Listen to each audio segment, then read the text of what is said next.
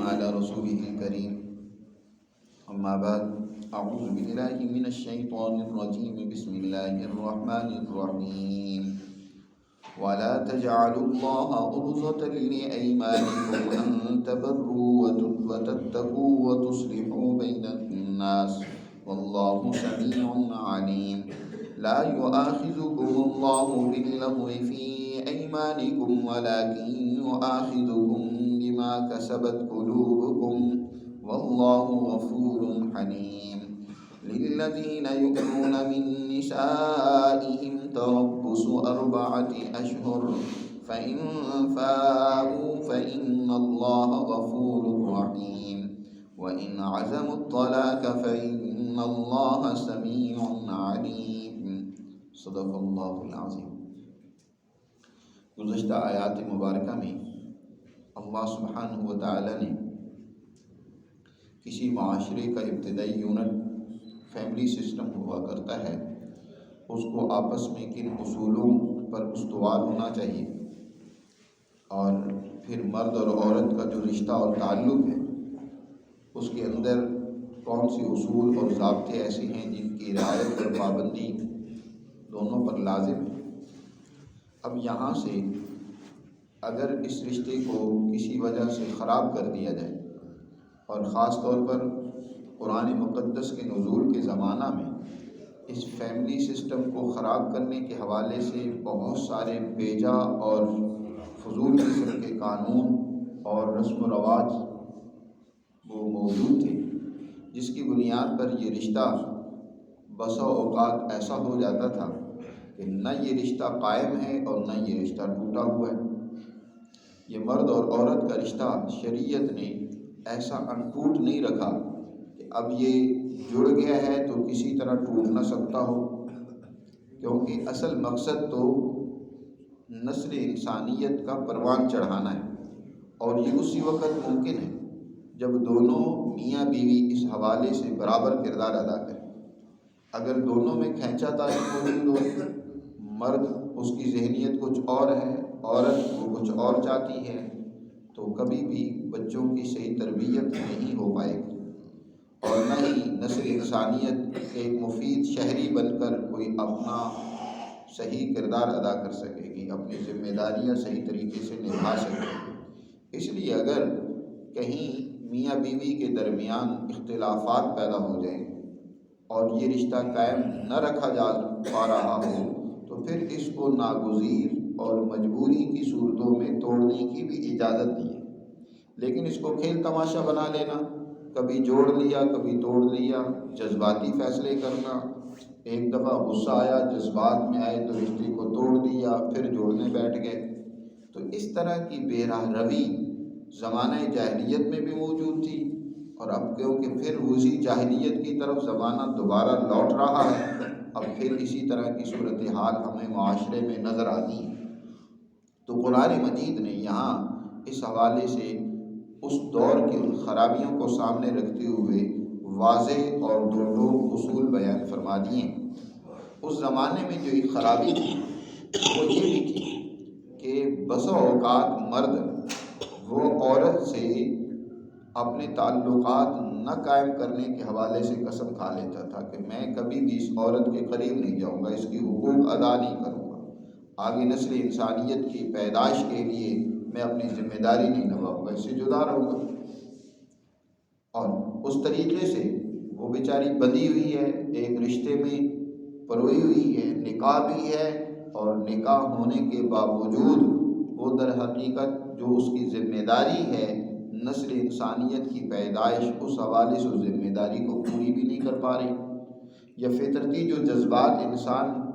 کے اندر اللہ نے مرد و عورت میں رکھے ہیں، ان کی تسکین کا بھی یہی بہترین ذریعہ اور طریقہ اللہ نے ایک قانونی دائرے میں بیان فرمایا ہے، تو باوجود اس کے کہ اس نے ایک ظاہری اس قانون کو اپنا کر اپنی تسکین کے لیے ایک راستہ اختیار کیا، لیکن پھر بھی اس کو بجائے سکون ملنے کے الٹا بے چینی ہے، مصیبت ہے، ہر وقت پریشانی میں مبتلا ہے۔ تو شریعت نے اس حوالے سے یہاں ایلا کا قانون جو اس دور میں موجود تھا اس کو بیان کیا ہے۔ ایلا عربی میں قسم کھانے کو کہتے ہیں، لیکن اس سے مراد خاص قسم کی قسم ہے، یعنی عورتوں سے الگ رہنے کی قسم کھانا کہ ہم عورتوں کے پاس نہیں جائیں گے، اس حوالے سے شریعت نے یہاں دو ٹوک قانون بنا دیا کہ اس کی ایک مدت ہے اس قسم کی عورت کے پاس نہ جانے کی۔ 4 مہینے کے اندر اندر اگر تو ایک آدمی قسم کھاتا ہے، 1 مہینے کی قسم کھاتا ہے کہ میں اپنی بیوی کے پاس نہیں جاؤں گا، بسا اوقات بعض مصلحتوں کے تحت گھر میں ناراضگی ہوتی ہے، عورت کو سمجھانا پڑتا ہے، اس کی تربیت اور تعلیم کی خاطر بسا اوقات مرد عورت سے الگ ہو جاتا ہے۔ اگر تو 4 مہینے کے اندر اندر کی قسم ہے، 1 مہینے 2 3 مہینے کی قسم ہے، تو اب اس کے لیے لازم یہ ہے کہ جتنے دنوں کی اس نے قسم کھائی ہے الگ رہنے کی وہ قسم پوری کرے، اور اس حوالے سے اس پر کوئی کفارہ نہیں۔ جب وہ وقت گزر جائے گا، یعنی 1 مہینہ گزر جائے گا، تو اس کے بعد اپنی بیوی سے اسے رجوع کر لے، اسے قربت اختیار کر لے، تو دونوں پر کفارہ نہیں۔ جس مصلحت کے تحت انہوں نے یہ قسم کھائی تھی وہ مصلحت بھی حاصل ہو جائے گی۔ اسی طرح کا اعلان خود نبی کریم صلی اللہ علیہ وسلم نے بھی اپنی ازواج مطہرات سے کیا تھا۔ اس کا ذکر سورہ طلاق اور سورہ تحریم میں ہے کہ آپ صلی اللہ علیہ وسلم نے اپنی ازواج مطہرات سے علیحدہ رہنے کی 1 مہینے کی قسم کھائی تھی۔ 29 دن پورے ہوئے، صحابیات بھی ان کو سمجھ آ گئی، حضور صلی اللہ علیہ وسلم سے ایک مطالبہ کر رہی تھی دنیا کے حوالے سے، جو کہ حضور کی شایان شان نہیں تھا اس کو پورا کرنا، تو اس وجہ سے حضور صلی اللہ علیہ وسلم نے ان سے الگ رہنے کی 1 مہینہ کے لیے قسم کھا لی۔ 29 دن پورے ہوئے تو حضور صلی اللہ علیہ وسلم اپنے حجرہ سے، اپنے بالا خانہ میں تشریف رکھتے تھے، وہاں رہتے تھے اور نماز پڑھاتے، حضور صلی اللہ علیہ وسلم لوگوں کے معاملات حل کرتے اور وہیں تشریف لے جاتے۔ گھر میں عام خواتین کے اپنی ازواج مطہرات کے حجروں میں تشریف نہیں لاتے۔ 29 دن کے بعد حضور تشریف لے آئے، صحابہ نے بھی، صحابیات نے بھی، یعنی آپ کے ازواج مطہرات نے بھی ایک ایک دن مشکل سے گنا ہوا تھا۔ تو حضرت عائشہ نے سوال کیا کہ اللہ کے رسول ابھی تو مہینہ پورا نہیں ہوا، 29 دن ہوئے ہیں، آپ نے تو مہینے کا اعلان اور قسم کھائی۔ آپ صلی اللہ علیہ وسلم نے ارشاد فرمایا کبھی مہینہ 29 کا بھی ہوتا ہے، اسلامی مہینہ 29 اور 30 دونوں ہوتے ہیں، تو یہ مہینہ 29 کا تھا، میں نے پورے مہینے کی قسم کھائی، مہینہ پورا ہو گیا۔ تو اس طرح کی اعلاء کے حوالے سے تو کوئی کسی قسم کا گناہ نہیں ہے، بلکہ یہ خواتین کی تربیت کے لیے یا ان کے کسی غلط مطالبے پر انہیں تنبیہ کرنے کے لیے، اس طرح اگر مرد کچھ علیحدگی اختیار کرتا ہے بشرطے کہ 4 مہینے کے اندر اندر کی ہو، تو اس میں کوئی حرج والی بات نہیں۔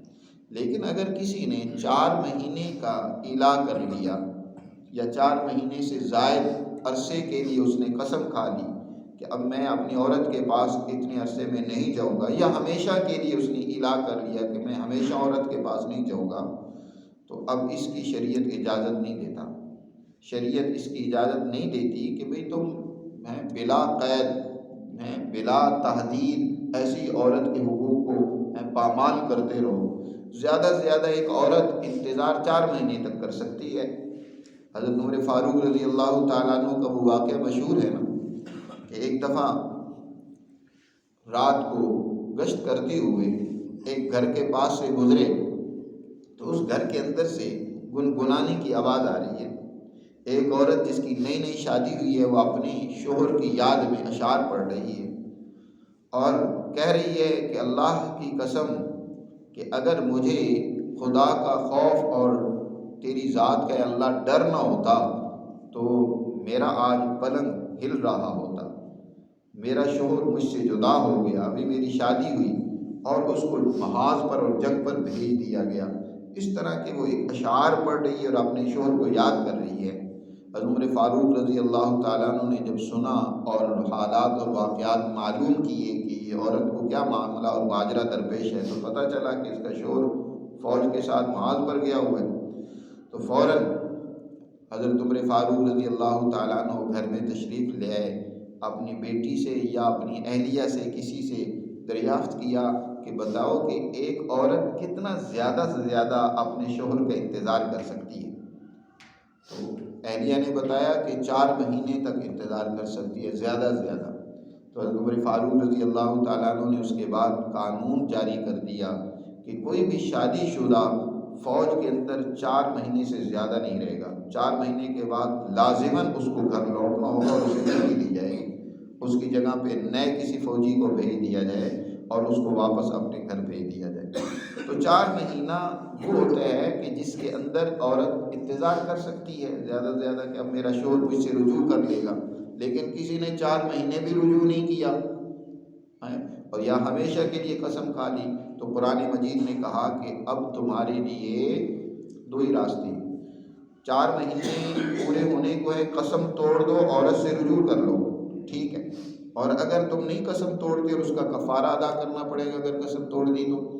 تو کفارہ دے دو اور اپنی عورت سے رجوع کر لو، اس کے قریب چلے جاؤ۔ لیکن اگر تم نے قسم نہیں توڑی، اس عورت کے پاس نہیں گئے، تو اب یہی ایلا تمہارے لیے طلاق ثابت ہوگا، تمہارے لیے جدائی ثابت ہوگا کہ تمہارے درمیان، مرد اور عورت کے درمیان میں اس کے نتیجے میں ایک طلاق واقع ہو جائے گی، جس کو طلاق بائنہ کہتے ہیں۔ اس کو قرآن نے یہاں فرمایا وَإِنْ عَزَمُوا الطَّلَاقَ، اگر تم نے عزم طلاق کے ہی کر لیا ہے، جدائی کے ہی ارادہ کر لیا ہے، تو ٹھیک ہے، اب اس کے بعد تمہارے درمیان میں جدائی ڈال دی جائے گی۔ عورت اس کے بعد عدت اپنی گزارے گی، وہ کسی نئی جگہ پر اپنا گھر بسانے کے حوالے سے اس کے والدین یا وہ خود فکر مند ہو۔ تو قرآن نے یہاں ایلا کا اس مسئلے کو بیان کیا، اس حکم کو، جو زمانہ جاہلیت میں اس حوالے سے بہت زیادہ بہراروی اس معاملے میں موجود تھی، تو قرآن نے اصولی طور پر یہاں اس مسئلے کو سمجھا دیا۔ لیکن اس کے ساتھ ضمناً قرآن نے مطلقاً قسموں کا قانون بھی یہاں سمجھا دیا کہ قسم جو انسان کھاتا ہے، اللہ کے نام کی قسم کھاتا ہے، یعنی جس میں اللہ کو اپنے کسی کام کے کرنے یا نہ کرنے پر شاہد اور گواہ بناتا ہے، تو اس قسم کی قسم کا کیا اعتبار ہوتا ہے؟ دیکھیں، قسمیں جو انسان کھاتا ہے وہ عام طور پر 2 قسم کی قسمیں ہوتی ہیں۔ ایک تو یمین لغو ہوتی ہے، بلکہ 3 قسم کی قسمیں ہوتی ہیں۔ ایک یمین لغو ہوتی ہے، لغو بعض لوگوں کی عادت ہوتی ہے، تکیہ کلام ہوتا ہے، وہ بات بات پر قسم کھاتے رہتے ہیں، بس ایسے ہی، ان کے دل میں کوئی عزم قسم کا نہیں ہوتا،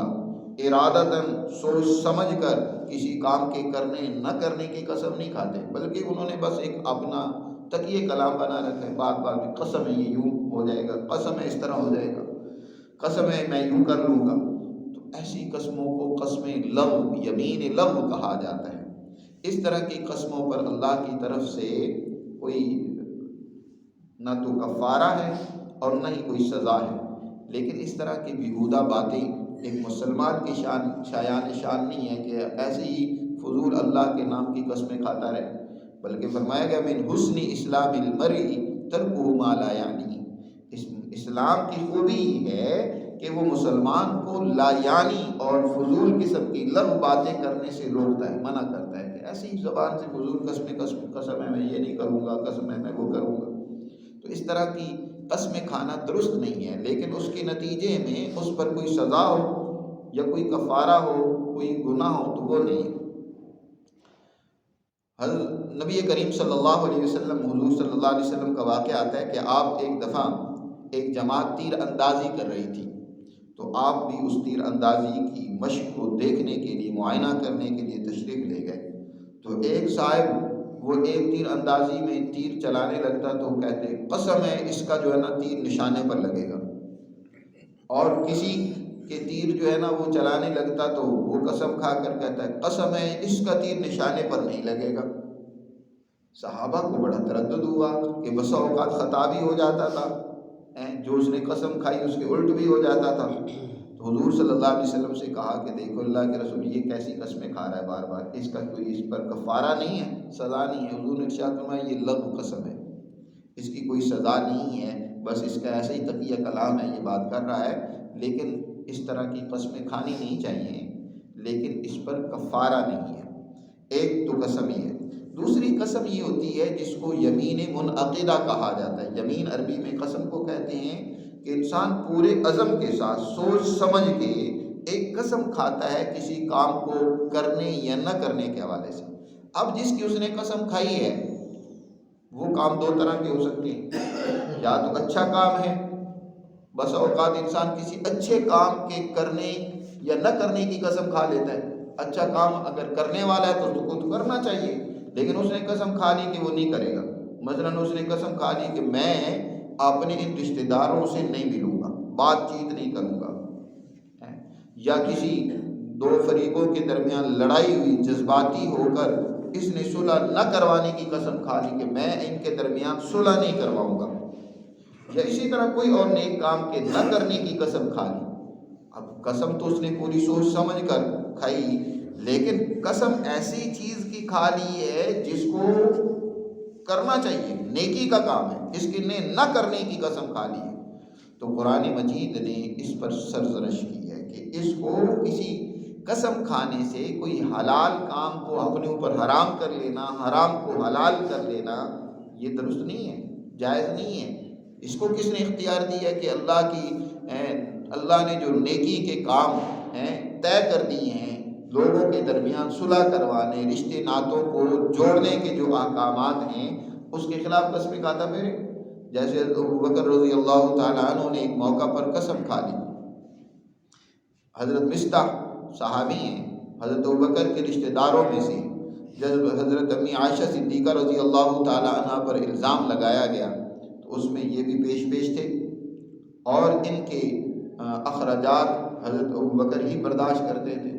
جب بعد میں اس سارے الزام کا جھوٹ ہونا قرآن نے واضح کر دیا کہ یہ کس طرح منافقوں نے ایک من گھڑت واقعہ گھڑا ہے، اس کو بیان کر دیا، تو حضرت ابوبکر کو دکھ ہوا کہ یہ میرا عزیز ہو کر اس نے ایک جھوٹے پروپیگنڈے کا حصہ بن کر مجھے تکلیف پہنچائی، تو قسم کھا لی کہ آئندہ میں اس کو کوئی خرچہ وغیرہ نہیں دوں گا۔ تو قرآن مجید نے فرمایا وَلَا يَأْتَلِ أُولُو الْفَضْلِ مِنْكُمْ وَالسَّعَةِ أَن يُؤْتُوا أُولِي الْقُرْبَى وَالْمَسَاكِينَ، فضل والوں کو قسم نہیں کھانی چاہیے کہ وہ رشتہ داروں کو دیں گے نہیں، أَن يُؤْتُوا أُولِي الْقُرْبَى وَالْمَسَاكِينَ، مسکینوں پر خرچ نہیں کریں گے، مہاجروں پر خرچ نہیں کریں گے، اس قسم کی قسمیں نہیں کھانی چاہیے۔ چنانچہ ابوبکر رضی اللہ تعالیٰ عنہ نے آیت نازل ہوئی تو اپنی قسم کو توڑ دیا اور اس کا کفارہ ادا کیا اور اس کا خرچہ جاری کر دیا۔ تو قرآن مجید نے کہا کہ اس قسم کو توڑ دیا جائے، اللہ کے ناموں کو، قسموں کو ڈھال نہ بنا لیا جائے اس بات کے لیے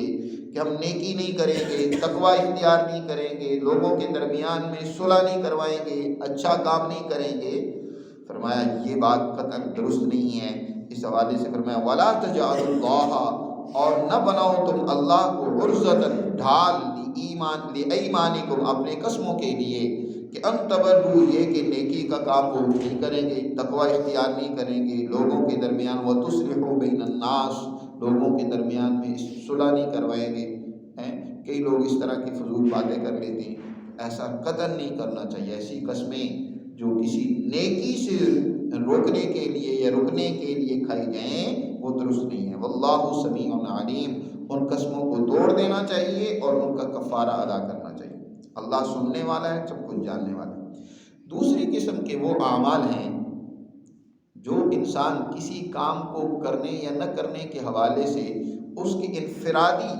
ذاتی تعلق کے اعتبار سے شریعت نے اسے اختیار دیا کام کے کرنے یا نہ کرنے کے حوالے سے کہ اس کو تم کر بھی سکتے ہو اور نہیں بھی کر سکتے ہو، تمہاری مرضی ہے۔ ان کو جب ایک انسان پورے عزم کے ساتھ سوچ سمجھ کے نہ کرنے کی قسم کھا لیتا ہے تو اب اس کو اپنی قسم پوری کرنی چاہیے، اب وہ کام نہ کریں، کیونکہ نہ کرنے کا بھی اختیار موجود ہے، کرنے کا بھی اختیار موجود ہے۔ جب عزم کر لیا اس نے کہ اس کو میں نہیں کروں گا تو پھر اب اس پر ڈٹ دینا چاہیے۔ جب انسان کسی کام کا بھی عزم کر لے اس کو کرنے یا نہ کرنے کے حوالے سے تو پھر اپنے اس عزم کی رعایت کرے، اس کو پورا کرے۔ یہ نہیں ہے کہ ہر وقت ڈاوا ڈول رہے، کسی وقت اچھا یہ کر لیں، اچھا وہ کر لیں، کوئی اس کے عزم کی، کوئی اس کی سوچ سمجھ کی، جو اس نے ایک طے کر لی ہے اس کی کوئی۔ اس لیے فقہا کہتے ہیں کہ دیکھو ائمہ کی تقلید کوئی فرض یا لازم نہیں ہے کہ کسی امام کی تقلید لازمی طور پر کی جائے، امام ابو حنیفہ کی تقلید کرو، امام شافعی کی تقلید کرو، لیکن جب تم نے اپنی سوچ سمجھ کے مطابق یہ بات طے کر لی کہ ہمارے لیے مصلحت اور بہتری اور کامیابی اسی میں ہے کہ ہمیں امام کی تقلید کرنی ہے، جب تم نے عزم کر لیا اور فیصلہ کر لیا تو اب اس امام کی تقلید سے باہر نکل کر کہنا کہ جی ٹھیک ہے اس امام کی بھی تو بات ہے، کبھی اس کی مان لی، کبھی اس کی مان لی، کبھی اپنی مرضی کر لی، تو پھر یہ درست نہیں ہے، یہ شریعت کے قانون کی خلاف ورزی ہے۔ عزم کر لیا تم نے تم نے ایک اپنی نجات اور کامیابی کا ذریعہ مان لیا، کسی امام پر اعتماد کر کے اس کو اپنے لیے امام اور رہنما بنا لیا، تو اب اس کی تقلید لازم ہے۔ اب اس سے نکلو گے تو شریعت سرزنش کرے گی، سزا دے گی، سختی کرے گی۔ ایک نقشہ جو ہے کسی مکان مسجد کو بنانے کے حوالے سے اس کی تبدیلی کا اختیار ہے، چاہے دیوار یہاں کھڑی کرے، ادھر کھڑی کرے، آپ کو اختیار ہے۔ نقشہ بنا رہے ہیں تو بنانے کے دوران مستری بھی رائے دے سکتا ہے، انجینئر بھی رائے دے سکتا ہے، کوئی گھر کا فرد بھی رائے دے سکتا ہے، تو اس کے اندر تبدیلی کے حوالے سے آراء مختلف ہو سکتی ہیں، لیکن جب باہمی سب کی مشاورت سے انجینئر نے نقشہ طے کر دیا ہے تو اب مستری کو اختیار نہیں ہے کہ اس میں رد و بدل کرے، بلکہ اب اس کے مطابق اس کو کیا بنانا چاہیے، سارا مکان بنانا چاہیے۔ اب اس کے خلاف بناتا ہے تو وہ پھر سزاوار ہے، اس نے ایک اس نقشے کی خلاف ورزی کی ہے، جو ایک طے کر دیا گیا معاملہ اس کے خلاف کرنا درست نہیں ہوتا۔ اسی کو قرآن نے یہاں سمجھایا کہ دیکھو لا یؤاخذکم اللہ باللغو فی ایمانکم، تمہاری لغو قسم کی بیہودہ قسموں پر تو اللہ تمہارا مواخذہ نہیں کرتا، جس کا میں نے پہلے بیان کر دیا کہ ایسی بات بات میں قسم کھانے کے بعد لوگوں کو عادت ہوتی ہے، لیکن وَلَٰكِن يُؤَاخِذُكُم بِمَا كَسَبَتْ قُلُوبُكُم، لیکن اللہ تمہارا مواخذہ کرتا ہے ان قسموں پر جو تمہارے دلوں نے جن کو ارادے سے، جن کا قصب کیا ہے، جن کو ارادے سے انہوں نے سوچ سمجھ کر جو قسمیں باندھی ہیں، ان پر اللہ تمہارا مواخذہ کرتا ہے۔ اور اس میں بھی اگر تم سے غلطی ہو جائے تو اللہ سے معافی مانگو، تو اللہ بہت معاف کرنے والا ہے، حلیم بردبار ہے۔ اگر